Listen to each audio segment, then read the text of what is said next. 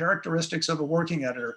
A characteristic might be something you're born with. You might have a great deal of talent in a particular area, and you'll come over the years, you'll come to realize that you do have a talent and things come easily to you.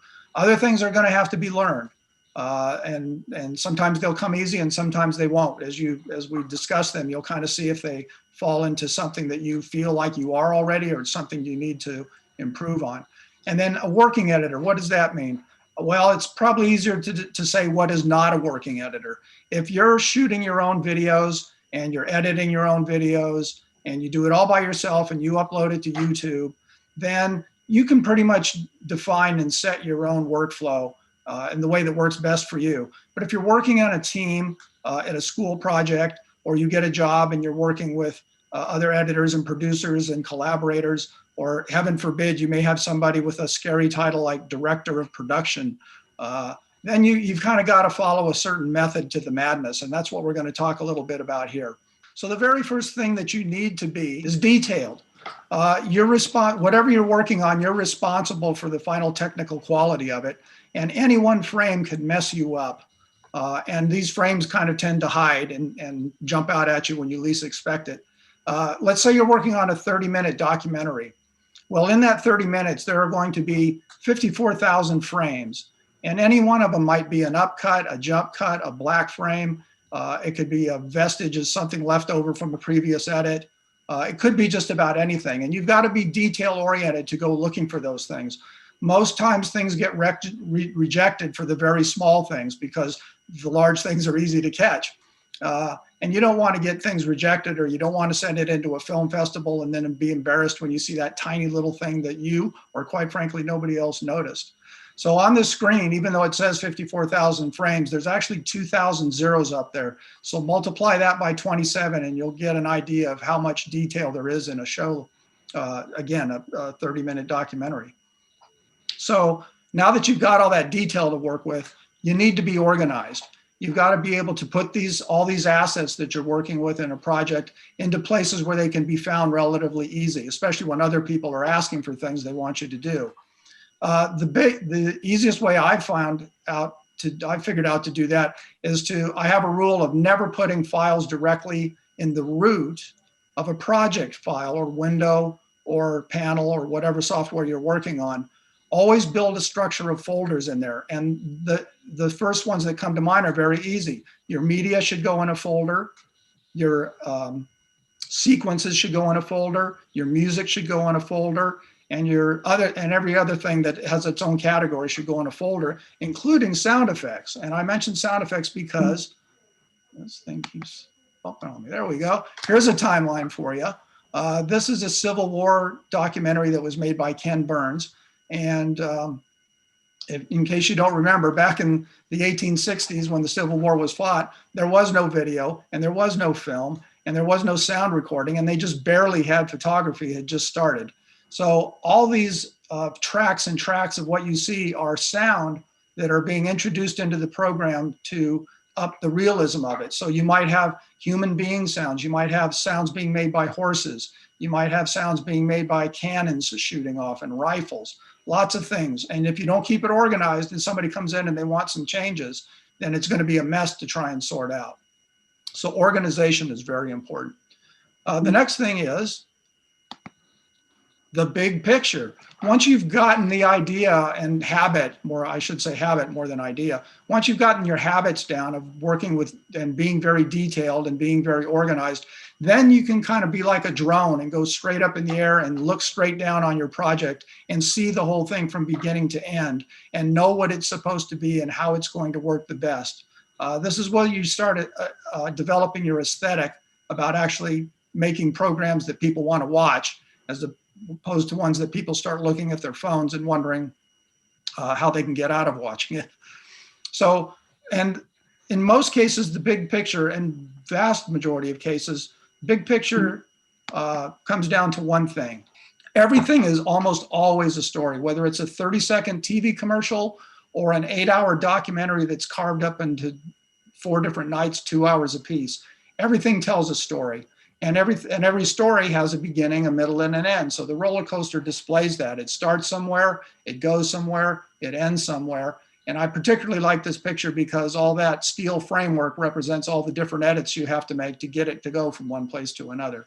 So once you start being able to talk with anybody that you're working with, a producer, a collaborator, a partner, a co-editor, once you start being able to discuss the story and look at the big picture, then you can really start to develop your aesthetic and become a better editor, because the more you understand what you're trying to do, the less other people have to kind of get in the way, and then things kind of can get kind of muddied up. Not that teamwork isn't a very important part of all this, but the best you can do right off the bat, the more you can talk about the high level things and not trying to be recreating the wheel because you didn't get the story right. It's out of order or it just doesn't flow properly. Then after that, we're going to get to the fourth level, and that is creativity. Once you can start introducing creativity on top of those other things that we've just talked about, then you're really going to go somewhere. And creativity, to mind, these words I just threw in there, there's other words too, but they're made up of all these different things. Creativity, it's got to kind of be original. Otherwise, you know, you may have thought of it, but if somebody else did, it's kind of like going for a domain name. You know, you think you have a great domain name and you go to get it registered and somebody else already has it, of course, because it wasn't that strange of a thing to think of. Inspiration, that always strikes you. You could be driving down the road, you could be working in a different class, and all of a sudden some inspiration hits you. Individuality, everybody has a different story to tell, so never disclude what your life experience is all about. And imagination, I put that one up there, and to me that's the most important one, because you may think that imagination leads directly to creativity, but it doesn't necessarily. You start with imagination, you're always imagining things, what if, what if, what if, but if you don't have the tools to turn that into a working project, then you don't really have creativity. So creativity is a combination of all these inspirations and attitudes you have, but you have to combine them with these tools. And again, we're going through the tools are going to be, you need to be detailed, you need to be organized, you want to see the big picture, and then you can let your creativity really flow into the whole thing. That's great. All right. Well, thanks, Ken. So Nate, let's move on to you. And you're going to kind of walk us through what it's like to edit, you know, the pieces. So take it away. So let's talk about the workflow a bit. There's a few things that I want to stress. The first is pacing, because pacing equals feeling. Your whole job is to manipulate the audience to feel how you want them to feel and to tell the story in a way that's consistent with the script. The second thing I want to stress is subtlety. Subtlety versus the obvious. I can't stress enough how important subtlety is over what your instincts might be. So subtle choices accumulate to an overall effect you want to have on your viewers. And then here, this is just my typical workflow. It can change at any time. My order doesn't have to be your order. This is just as an example. So right here, we're showing you the introduction to a show we did about a year or so ago. Right here, I have laid out the A-roll and voiceover. It's just to, you know, start your pacing off. All through the process, you want to keep that in mind, is your pacing. Again, it equals feeling. I exported a couple of videos here. Let's just watch the first one, and you can get an idea of what we're trying to do by the end. I would go to bed, and there were nights I would lay there and lay there and lay there. I got to the point where I hated that clock. My mind just would not quit. As a matter of fact, it would take any excuse to get busy. Chronic insomnia can turn us into zombies, moving blurry-eyed through the day and threatening our health. Heart attacks, diabetes, etc., they're all influenced by lack of sleep. In this program, we'll look into some of the treatment. Okay, so that's our subject. It's not horror, it's not comedy. We have to figure out, how do we want to tell this story? Okay, this is about people and their very real problems trying to sleep at night. So then we come over to B-roll. Here I have B-roll laid out in this kind of greenish color here. As you can see from the timeline, at this point, here's the A-roll. At no point will we see anyone actually talking. This is the introduction to a show. We're trying to grab viewers as quickly as possible, and so yeah, we don't need to see people talking. Again, pacing. Fast cuts versus long cuts make an impression on the viewer. Neither is right or wrong, but the story can actually dictate to you what the pacing should be. Also here, well, you can't see it very well, are the nats. Nats are your natural sounds that are recorded on the B-roll. One of the first pieces of advice I got from a senior editor was to leave the nats in, no matter how low you have to put them. Remember subtlety. There's a subconscious expectation to hear what you're seeing. So if you have things going on and people are talking and you see a toaster pop, you want to actually just barely hear that, or else it'll be noticed that they didn't hear it, you know. Next we come to music, and here's where you really get to start being creative. Can't really see on my screen. Well, let's forget about it. What do you want the viewer to feel? You know, this is where we're really trying to pull people in and manipulate them. And music can really make or break a story. Again, pacing. Remember, you're an editor. Music can be edited. You might think this part of the song really emphasizes what the viewer is seeing, but not that part of a song. Use what you need and cut the rest. And you can really get creative. So let's look at a version of this and see if we made the right choice here. I would go to bed, and there were nights I would lay there and lay there and lay there. I got to the point where I hated that clock. My mind just would not quit. As a matter of No way. That's not right? Okay. We'll get back to that later. Lastly, we're coming to the end. We've actually found appropriate music by this point. We're almost done. Remember, subtlety is almost the way, always the way to go. So now we're working on graphics, effects, and transitions. You're just trying to give the viewer a subconscious impression of how they should feel while viewing your story.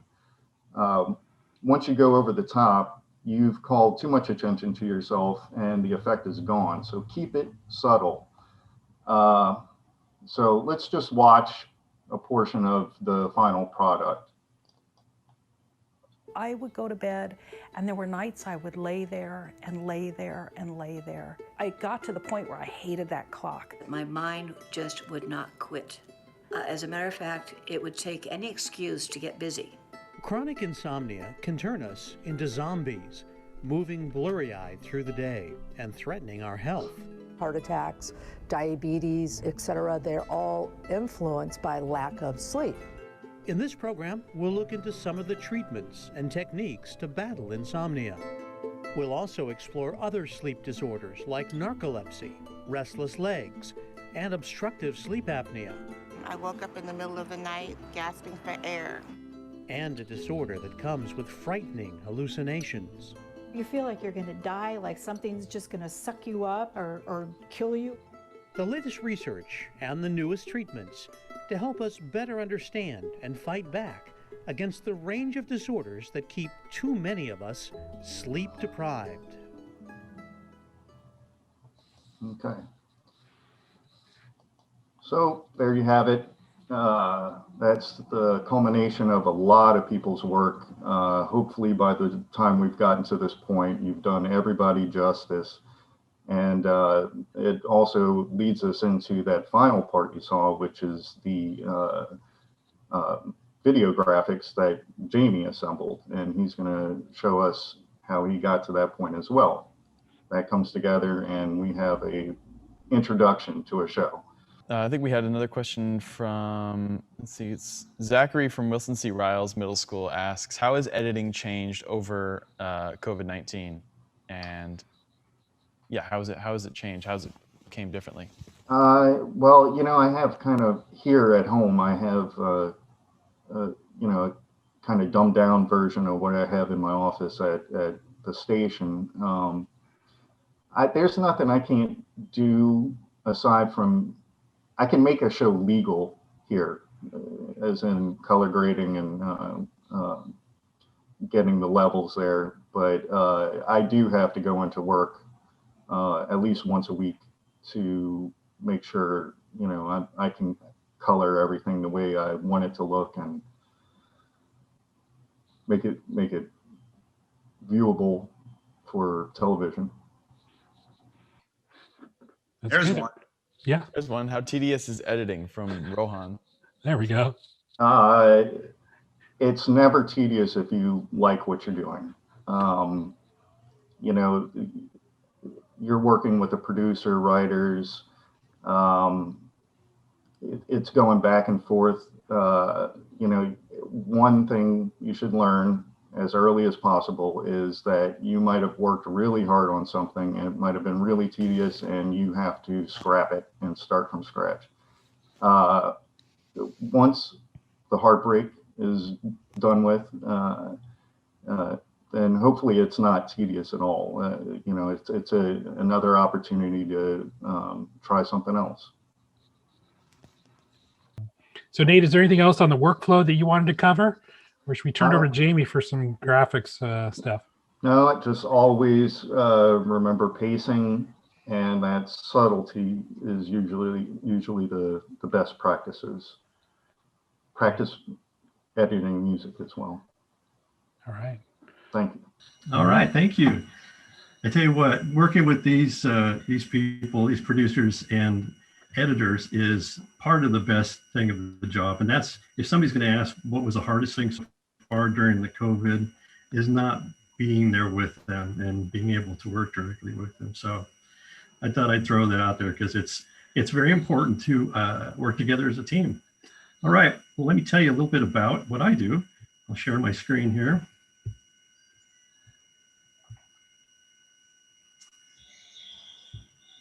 Okay, you seeing that okay? Yeah. All right, so again, my name is Jamie Judd, and I'm a motion graphics artist and director. I've been working with KVIE at KVIE for 24 years. And prior to that, I've worked for the legislature, which is kind of a switch. I was hired by the California State Assembly to run their California Assembly pilot project for Assembly television. And so we got to set up everything in the Capitol and run all of the shows on what was happening. So I learned a lot about government. Not really that exciting, but it landed me at KVIE, and I'm always grateful for that.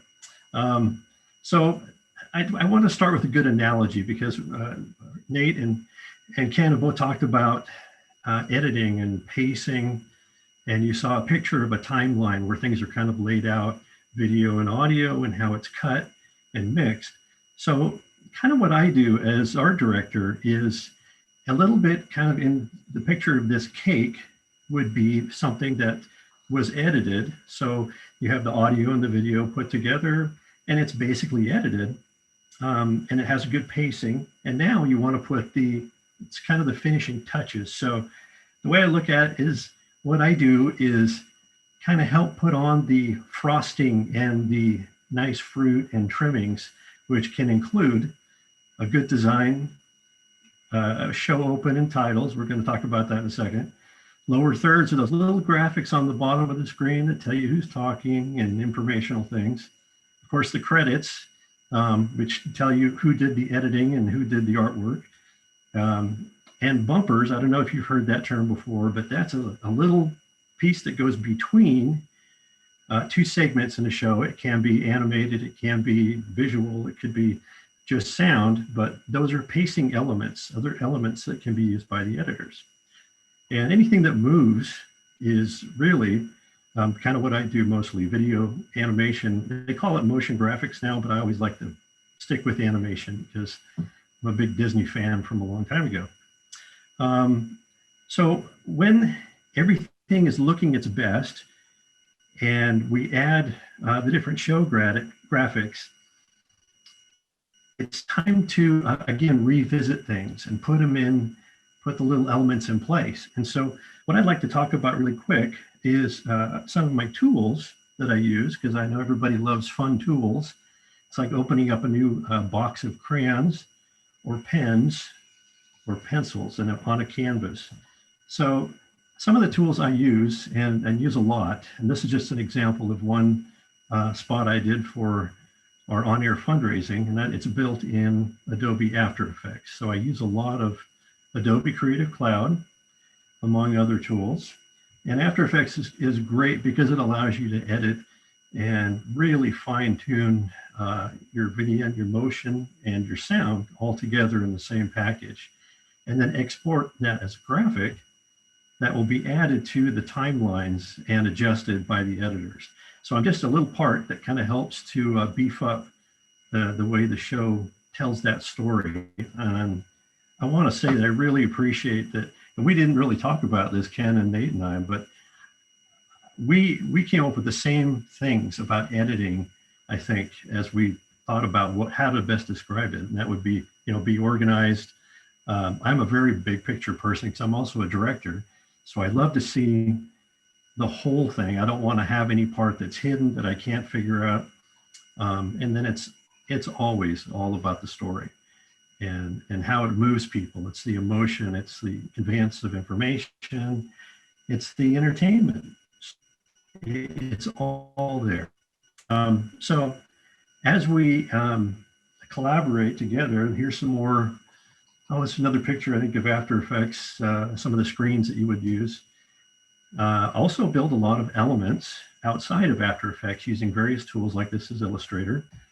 And I love the iPad Pro that I use and have used it as a tool for quite a while, and use Procreate for a sketching, compositing, and basically a design tool because I can take it anywhere I go. So when you ask what kind of computers that I work on, it really, my workstation at the station and my workstation here are both PCs, but I love the portability of an iPad Pro. So that's it's far becoming my best go-to tool because it's right there and I can take it wherever. So these elements, build them separately, bring them in together, and start to put them inside. And so let's talk about how I construct a show open that Nate was talking about. And here's a couple of elements that I storyboarded out. Now you guys probably know what storyboard is because you watch a lot of films and Pixar movies where they show all the great storyboard artists. That's kind of a dream. But what they do is they lay it out and sketch out the various pieces. And here are some of the pieces that I built in advance for the show open for Sleep Deprived. You notice the hand-drawn art on the top. Those are things that I sketched on the iPad and brought them in as elements. The clock turns, and so that whole clock was constructed by using After Effects from scratch. So the clock face, the hands, and all the other elements of the clock. And then Sleep Deprived, I created a cloud and I drew that in Photoshop and then added the text. And so the next thing would be to go ahead and animate it. And so here's a little video that shows the show open with all the elements put together. There's no sound. You'll notice the clock turning in the background. There's some of the elements folding in at the bottom to kind of give you ideas what stories will be coming up. And then the title, the logo flies on. It kind of creates that, as I added particle effects, some blur effects, kind of that sleepy, blurry feeling. And so that took probably a couple days to work all those. And then, of course, put it in the show, have one of the editors put it in and see how it feels with music and voiceover. So that's where the collaboration comes in. And I think that's one of my favorite things is taking pieces in and working with the producers, and or having producers come to me and say, hey, I can't figure out, we don't have any B-roll for this. Could you make a graphic that explains this? And I love it because I love the challenge. And that's one of my very favorite things to do is like, somebody give me a challenge. I'll do anything. I'll try to get it done and whatever it takes. And then again, there's just so much output. There's so many things that I create each day, each month. Got to be organized or else I will never find those pieces again.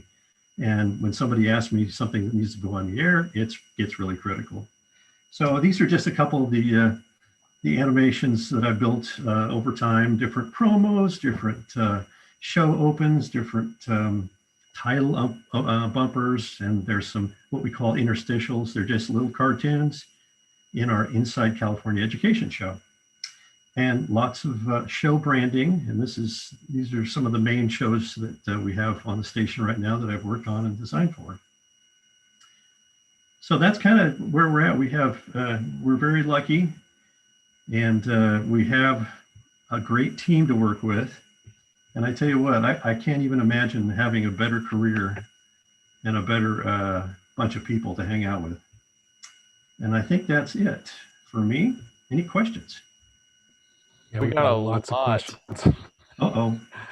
Here we go. Let's see. Let's start off with, I think it's Sama from Sunrise is asking, what is your main programs you use for making graphics? You know, there's some really exciting new programs. One that I mentioned that's not very new anymore, but Procreate is a great place to quickly rough out ideas. And I've done some really great artwork that's been printed, and the quality is excellent. It's very fast.